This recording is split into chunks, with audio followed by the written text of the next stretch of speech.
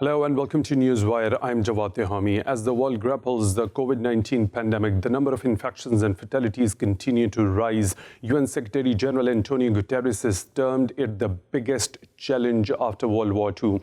As of today, worldwide infections have gone over 860,000 with over 42,000 fatalities. Iran remains to be one of the hardest hit countries by this deadly virus that has claimed over 3,000 lives with over 44,605 infections so far. Iran is not only fighting this disease, but also harsh international sanctions. President Hassan Rouhani has lauded his nation's resolve during this crisis. In a rare development, European countries have made their first Instex transaction with Iran dodging US sanctions and sent medical supplies. Despite US threat or penalties, why did European powers materialize this instrument? How can it help Iran in this time of crisis when there have been growing calls for lifting of sanctions? And will this strain future relations between the US and its European allies? To take a deeper look into all this, we are joined today by Robbie Travers, Analyst and Executive Director at the Gurens from Scotland, and Mr. Mostafa Khoshcheshm, Analyst, joining us from Tehran. Thank you very much for your time being part of the Newswire today. I'll start the discussion with you, Mr. Khoshcheshm. German Foreign Ministry has confirmed that medical supplies have been sent to Iran. Do you think will this be a respite for the country fighting war on two fronts simultaneously, the COVID-19 and the US sanctions? Hello, and thanks for having me. Well, no, this is the second time that the Europeans are declaring that they have started using Instex. This time they have not set the size of the deal that they have done through this mechanism, but the last time, months ago, the Europeans said that they had tested the Instex mechanism for one or two deals with the maximum ceiling of $5 million.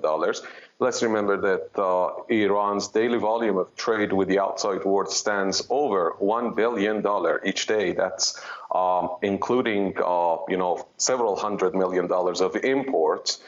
So compare it with this $5 million that they did the last time, and I gather it's been the same size this time. This news and this development means nothing to Iran. That's why the Iranian Foreign Ministry has not shown any kind of response, actually. It's nothing per se, but it could be a test. If it continues and if it grows to include several hundred millions of dollars of imports for Iran each day, then they can say that they have done something. Also, let's remember that a deal that was done pertaining to the import of some medical equipment that Iran had purchased months before the spread of the coronavirus. So the Europeans cannot claim that they are helping Iran with the campaign against the coronavirus. That's the second most important point. Mr. Khoshcheshm, you've just a very interesting fact over here that Iran had purchased all those medical facilities from the Europeans months before the COVID-19 outbreak. Exactly. Let's remember that Iran had purchased also large, cargo of facial masks before the outbreak of the coronavirus from the UK. It includes 5 million facial masks. Iran is using around 15 million facial masks each day, but they have kept it under custody under the US sanctions still in the UK, and they are not releasing the facial masks that Iran had purchased months before the outbreak. So basically, the Europeans it seems to me that the Europeans are not complying with their part of the nuclear deal, especially considering that Iran has already stressed that according to the nuclear deal, Iran should be allowed to import sanctioned and non-sanctioned items, including drugs and food.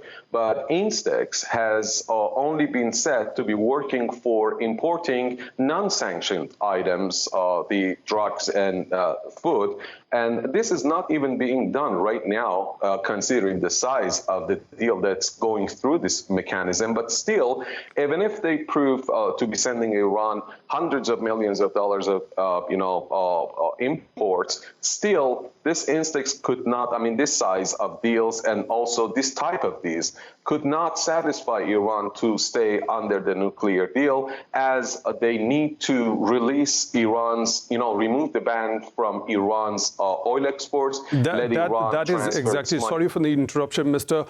Khoshcheshm. It's a very fact that you've just highlighted at this moment. That transaction, earlier purchase of the medical supplies by Iran from Britain, as you have already mentioned, was it done under the Instex? Yeah, basically, it was not done under, Instex. Iran had purchased. Iran, has its own ways of imports. Iran's imports are, under the U.S. sanctions, but Iran has developed and worked out ways to bypass the sanctions. So that cargo was not purchased under Instex because Instex is not in work, is not in effect, actually. The German Foreign Ministry declared that they had just started using it a couple of days ago, although, as I said, the size of the deal is very small, and it pertains to medical items that are no way related to the coronavirus. It actually pertains to Mr. Khoshcheshm. So if you allow me, I will take this point to Mr. Travers. Mr. Khoshcheshm has just highlighted a very important fact that the medical supplies that the Europeans are claiming to have sent to Iran now were purchased by Iran a couple of months before, even before the outbreak of COVID-19 in the country. Do you think that holds water, this particular thing, and it is one of the factual things? And if the Europeans, if it is a factual thing, if the Europeans are claiming to have sent the medical supplies now using Instex, the instrument, so why do you think the Europeans are resorting to such sort of a claim? Right. I'm not entirely sure whether there can be an effective mechanism in order to circumvent American sanctions. And I think Europeans have tried to think of different creative ways of going around them. But the Americans have been very, very clear that if they do that European companies will come under the sanction regime and they will be fined and they will be punished. And as a result of that, I think they're trying to find these ways to get around them in order to be able to give some sort of semblance of maintaining the deal, which is going to be very difficult as long as the Trump administration is still in government. But I think they're trying their best. Now, is it going to work? It's unlikely to work as such. It's not unlikely to work as something larger and bigger, but it is a little symbol that the Europeans want to send, that they still hope that the deal can be revived. And in fact, there is a possibility that if you manage to kind of extend the time period until the U.S. presidential elections, and then you might be dealing with a Biden administration, you might then see that as an opportunity to revive the deal subsequently. But it is just a lifeline for the deal. It isn't something that will be substantially circumventing the sanctions. But we have seen a little bit of development on that side after the Europeans, Germans actually claimed that they have sent the medical supplies to Iran under Instex. There is a little bit of change in the stance that we can see. That U.S. Secretary of State Mike Pompeo says Washington may consider its sanctions on Iran amid the coronavirus pandemic.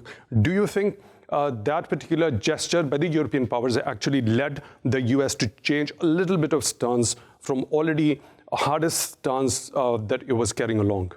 I think it's entirely possible that this kind of signal that the Europeans sent was also then leading to the Americans to think, well, in this particular situation, we want to be a little bit amenable to the plight of those people that are affected by the coronavirus and that might be dying and so on. So I think there's a possibility that this has affected minds, but we should not be under any illusion that the Americans still do not want to maintain the deal. The Trump administration, well, in fact, President Trump has been very clear about that even before he took office as American president.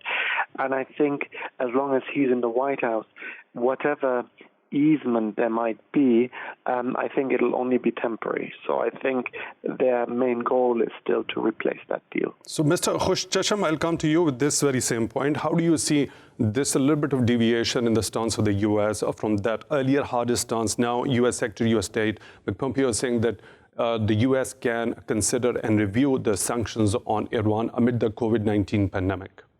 Well, let me be honest with you. I believe that this move by the Europeans, as well as what the Americans say, these are just some kind of propaganda in order to claim that they are complying with their human rights duties and responsibilities, especially when Iran is fighting the outbreak of the deadly coronavirus.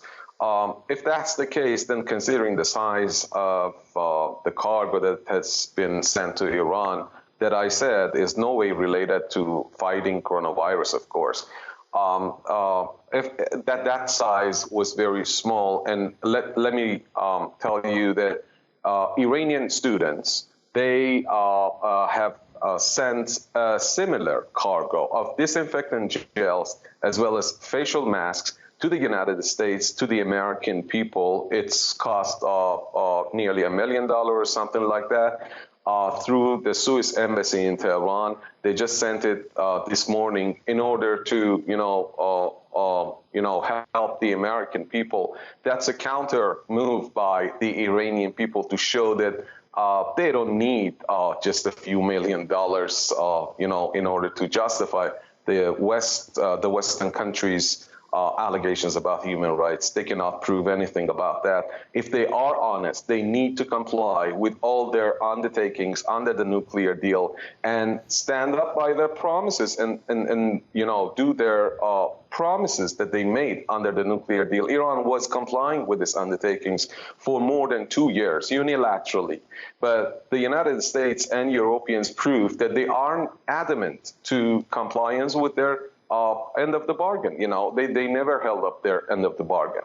So it doesn't seem to me that the United States' strategy has changed in any possible ways. They are taking the opportunity to maximize the pressures on Iranians.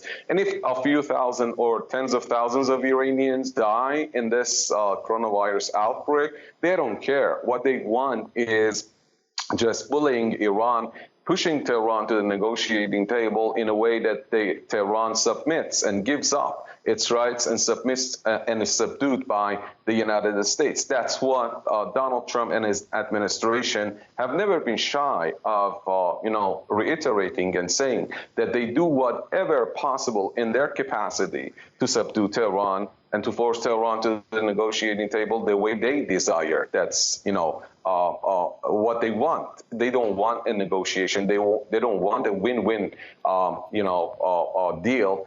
If anything, the JCPOA proved it, that the United States, and not just Trump, that the United States and the deep state is just looking for a win-lose game, and they do whatever possible in their capacity to subdue Tehran and to pressure Tehran to, reach this goal. Yeah, Mr. Khoshcheshm, I'll hold there. I'll come back to you with certain other points you have just mentioned in your analysis, and also said that Iranians just don't want a couple of $1 million as a sort of a help. We have now joined in the program by Mr. Christian Kaunert. He is an analyst and the director of the International Center for Policing and Security at the University of South Wales. Mr. Kaunert, thank you very much for joining it at Newswire. There's a development that European countries have sent medical supplies, as they claim, under Instex. What's your take on this? I think it is something quite interesting in here because, of course, the Americans have been very clear that they wanted to put sanctions on anybody that would be, in a sense, trying to circumvent their sanctions against the Iranian regime. And I think what we're seeing here is the possibility that the Europeans are sending a potentially more symbolic gesture, but it's a clear signal towards the United States to say, well, look, we still believe in the deal. We still want the nuclear deal to go ahead. And as a result of that, we're sending these supplies, however small that might be, but it is a symbol that in the future, potentially after the Trump administration is succeeded by a potential Biden administration, the nuclear deal could be revived.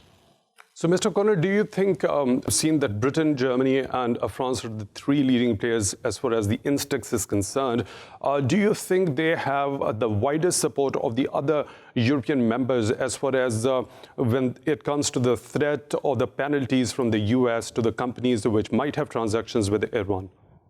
Yes, in general, I think the European Union on this particular point is relatively united in the sense that they do believe in the nuclear deal. They do want it to be revived, and as such, they're sending out this message. Now, the British government is probably going to be a little bit more careful than other European governments because, as you know, Britain is negotiating its own trade deal with the European Union at the moment. This might also then impact on its negotiations of a trade deal with the United States. So Britain is going to look a little bit more towards the White House in terms of getting its cues than maybe other European powers will.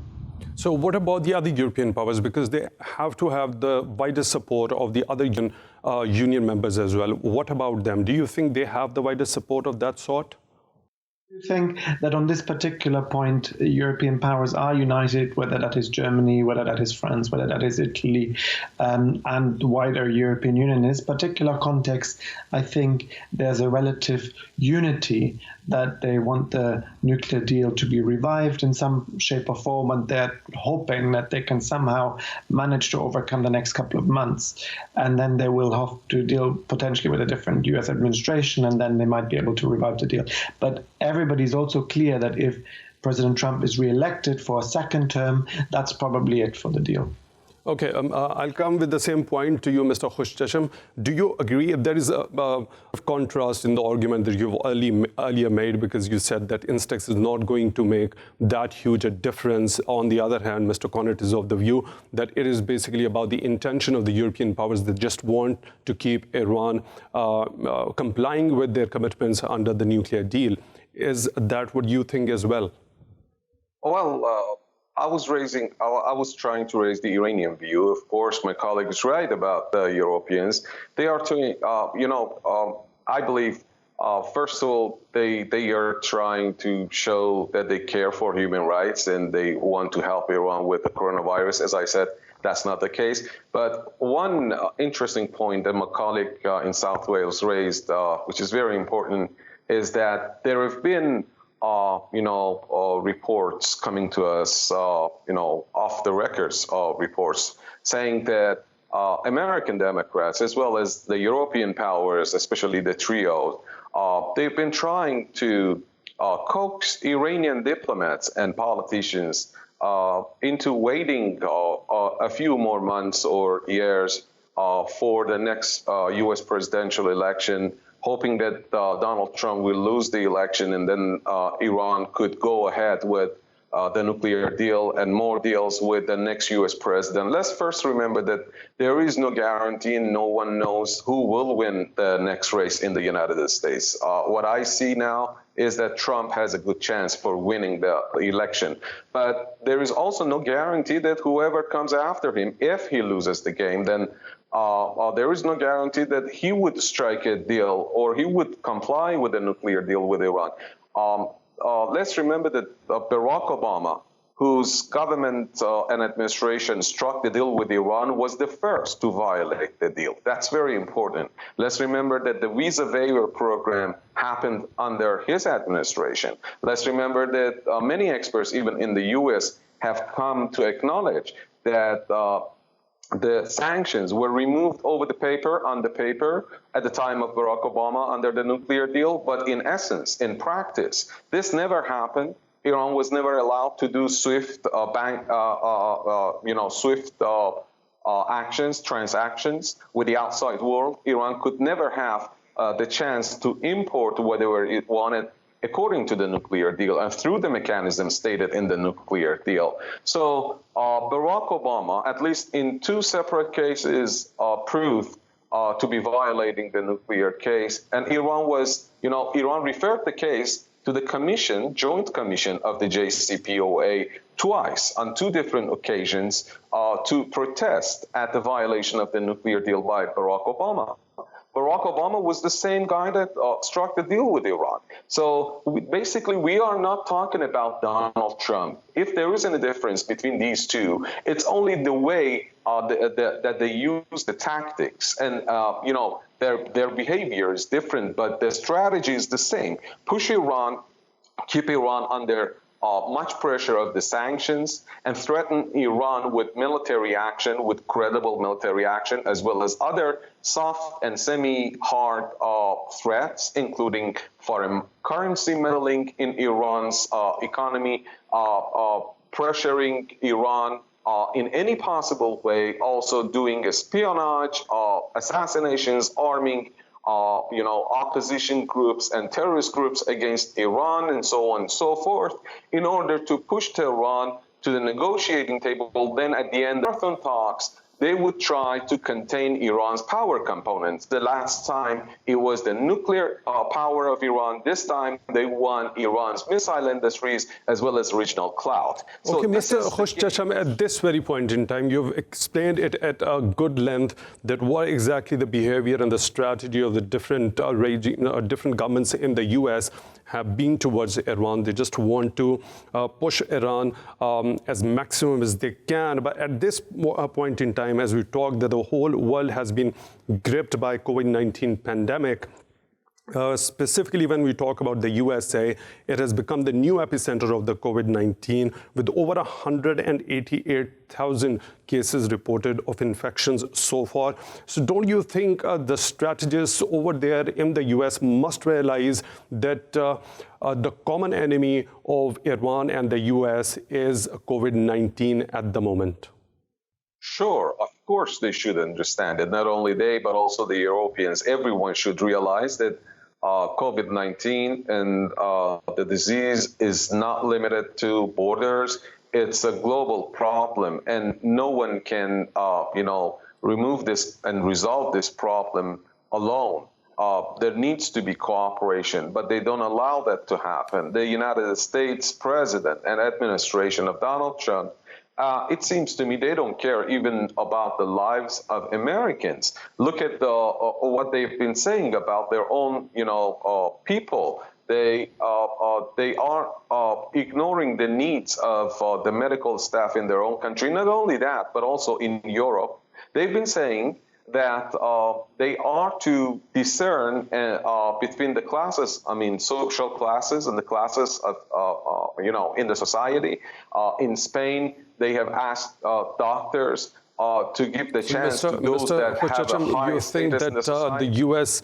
authorities don't care about the Iranian people? I'll take this very point to Mr. Kaunert. Do you agree with Mr. Khoshcheshm? Because at this point in time, when the U.S. is itself hit by such a deadly disease, shouldn't the authorities over there realize that it's time for every country, even including Iran, to fight this particular deadly disease together? Yes, well, I think it's very important to realize that the United States is not just a unitary actor, but you have a variety of different actors within the United States that are not all necessarily going in the same direction. If we look at President Trump at the beginning, for instance, he was in fact denying that the virus was important. He was in fact denying that the coronavirus was even there. Only later, when the figures became very, very significant, to change his tune and kind of impose restrictions, but immediately then say that those restrictions are going to be lifted at some point, only then to realize that the numbers are still too high. And in fact, the United States is going to have restrictions for far, far longer. While at the same time, you have separate state governors that have been pushing very strongly for restrictions on freedom of movement of people and to really keep them in line so that they prevent the virus to spread. So you have a very fractured status in the United States where a variety of different actors are pushing for different outcomes. Now, the U.S. administration clearly, in their view towards Iran, has been such that they don't want this particular nuclear deal, that they've always called it the Obama deal, and they don't want this to kind of they don't want it to be revived. So their long-term strategy is that they're hoping that a new deal can be renegotiated. That would be the kind of Trump deal as they would see it. Now, the coronavirus obviously plays into that and is a little bit of a disturbance because, of course, there's a lot of imperatives here that the U.S. administration has to think about at the same time as having to fight with a lot of domestic problems in terms of dealing with the virus. But I think while they may want to help partially individual people in Iran, the overall goal of renegotiating the deal, I don't think for the current administration has gone. While I do believe when we might have a newly elected administration, maybe led by President Biden, I think there's a good chance that the old deal might be revived because, of course, it was the Obama deal. It's still branded as the Obama deal in the United States, and Joe Biden is intimately linked to President Obama. So I think if he became president, he would try to revive it. So, Mr. Kaunert, you think there are likely chances of Joe Biden winning the elections in the U.S. This time around when we see elections happening over there? Thank you very much. Mr. Robbie Travers, analyst, joining us from Scotland. He's the executive director at the Khoshcheshm, and Mr. Mostafa Khoshcheshm, analyst, joining us from Tehran. And for the next segment of the program, I will keep Mr. Christian Kaunert with us, and when we return from the break, we'll discuss the future of Afghan peace process amid continuously delayed and uncertain intra-Afghan talks. We'll be back in a bit. Stay tuned.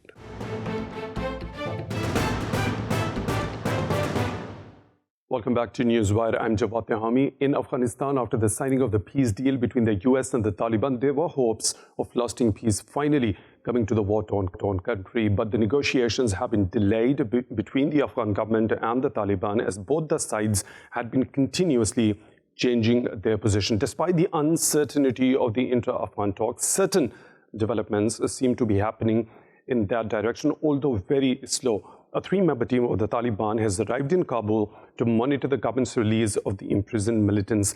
Taliban had been consistently sticking to their stance of prisoners' release of their 5,000 prisoners as a precondition for the intra-Afghan talks as per the peace deal. However, the Afghan government blamed the group for not being serious about the negotiations. A complete ceasefire remains to be another sticking point. The UN Security Council has called for a comprehensive ceasefire in Afghanistan because of the coronavirus pandemic. The US Secretary of State Mike Pompeo and NATO Chief Jens Stoltenberg urged Afghan leadership to end differences for stability and the security of the country.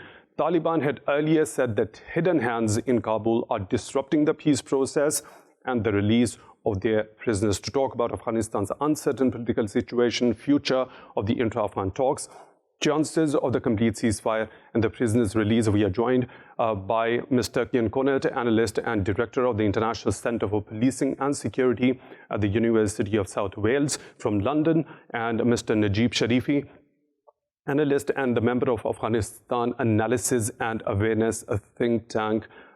Thank you, both of you gentlemen, for your time. I will start the discussion with you, Mr. Sharifi. What the Taliban are alluding to when they say that there are hidden hands in Kabul which are disrupting the peace process and the release of the prisoners?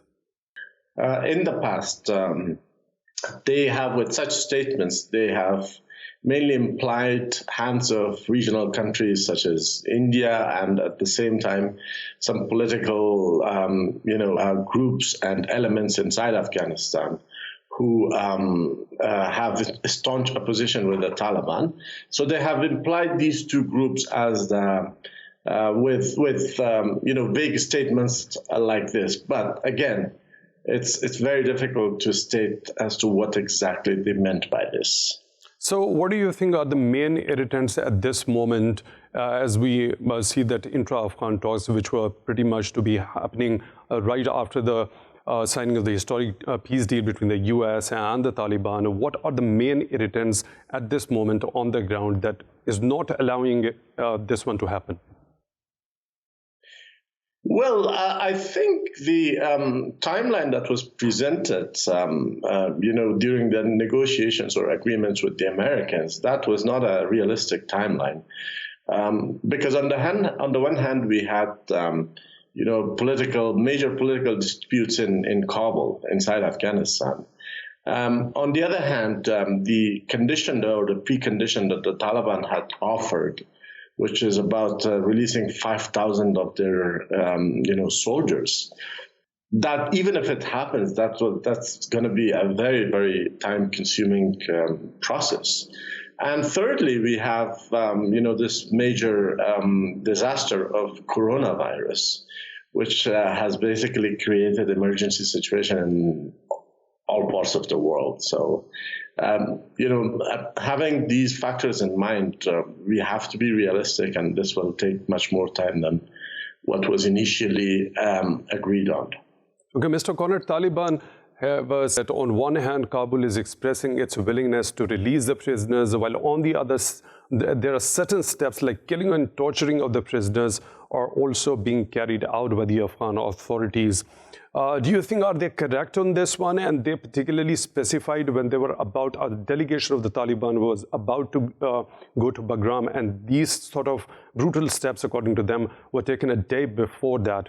So this blame game is happening from both the sides. On the other side, the Afghan government says that the Taliban are not serious for the negotiations and the dialogue. How do you see this whole situation unfolding? I think it's very difficult to assess the very specific claims that are being made, because obviously I'm not on the ground there to be able to see that.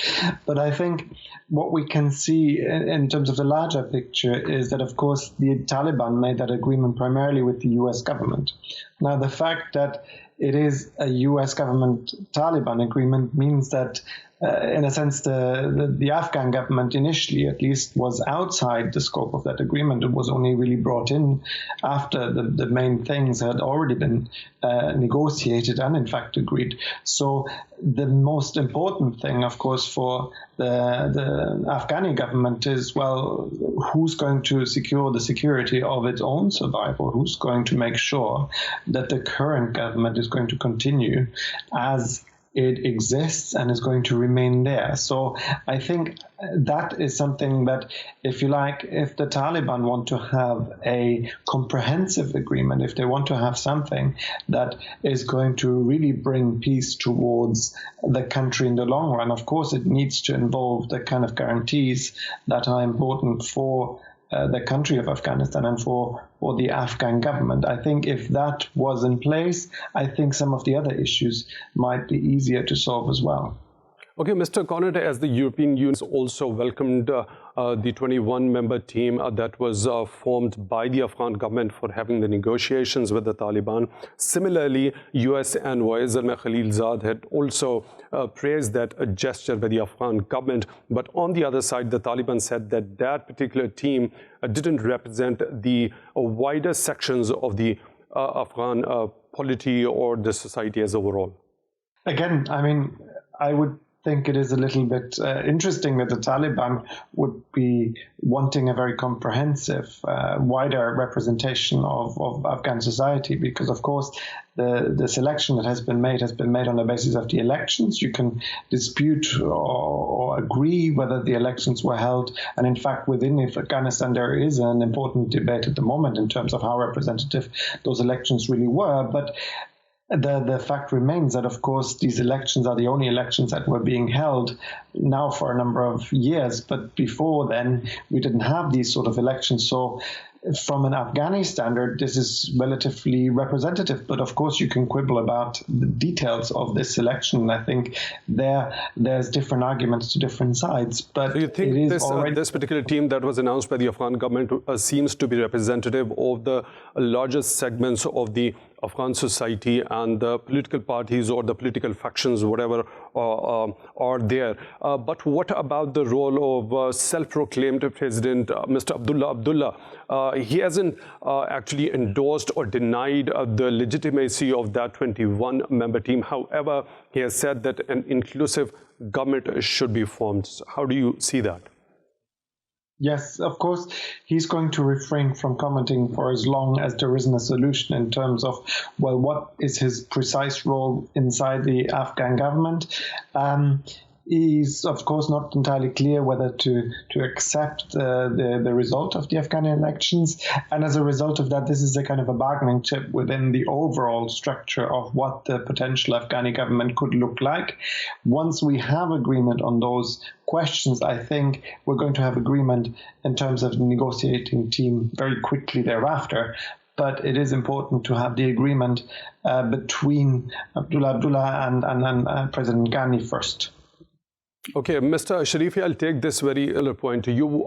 How do you see the role of a self-proclaimed President Abdullah when he doesn't even endorse, neither he endorses nor he denies that legitimacy of that 21-member team for the negotiations with the Taliban? Well, the fact that he has not opposed that group yet is basically a tacit approval of the group that was created to negotiate with the Taliban, and because otherwise he would have acted very fast in terms of making a very strong opposition against that group.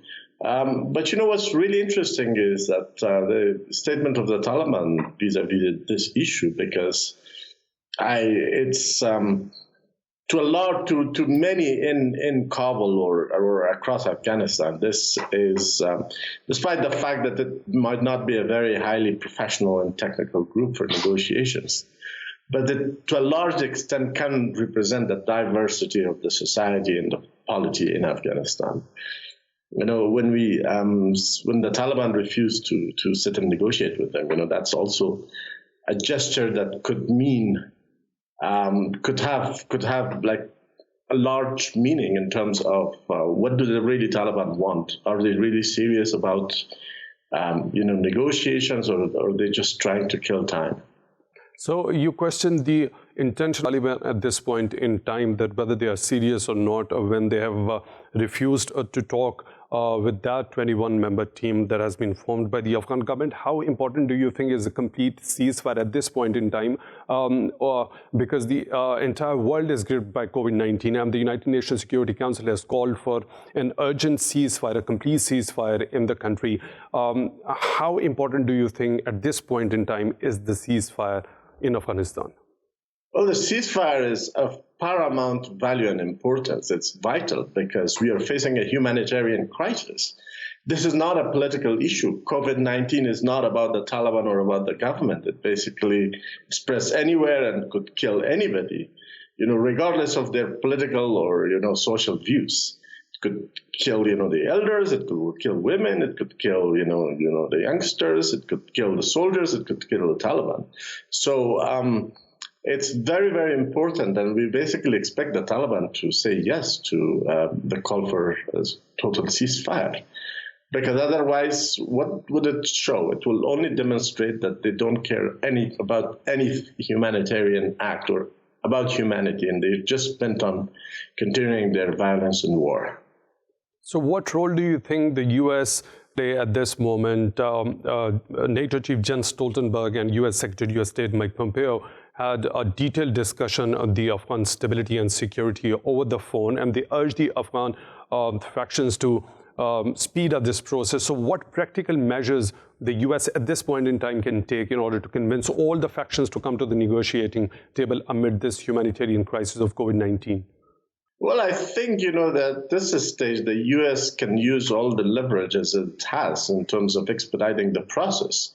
But this has to be a responsible and a well-calculated pressure, because it cannot all be about the U.S. decision to withdraw from Afghanistan or to end the war. Because if it's about peace in Afghanistan, it has to be durable peace.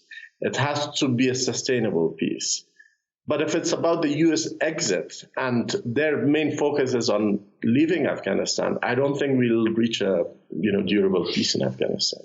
Okay, Mr. Kaunert, do you agree with this very important point being raised by Mr. Sharifi, that if it's only about the U.S. for exiting Afghanistan, so he doesn't see sustainable peace happening in Afghanistan? Yes, I think in general, I fully agree with that point. I think in order for the Afghan society, for the Afghan government to feel secure, it needs some sort of reassurance from the United States. And I think to reach a durable peace without that reassurance, without feeling a sense of security, is very, very difficult to achieve. So I think I fully agree with that. Okay, thank you very much, both of you gentlemen. Mr. Kaunert, analyst and the director of the International Center of Policing and Security at the University of South Wales, was joining us from London, and Mr. Najib Sharifi, journalist and a member of the Afghanistan Analysis and Awareness think tank, was joining us from Kabul. With this, we come to the end of today's Newswire. We'll be back with more analysis on important global happenings on Monday. Till then, take good care of yourselves.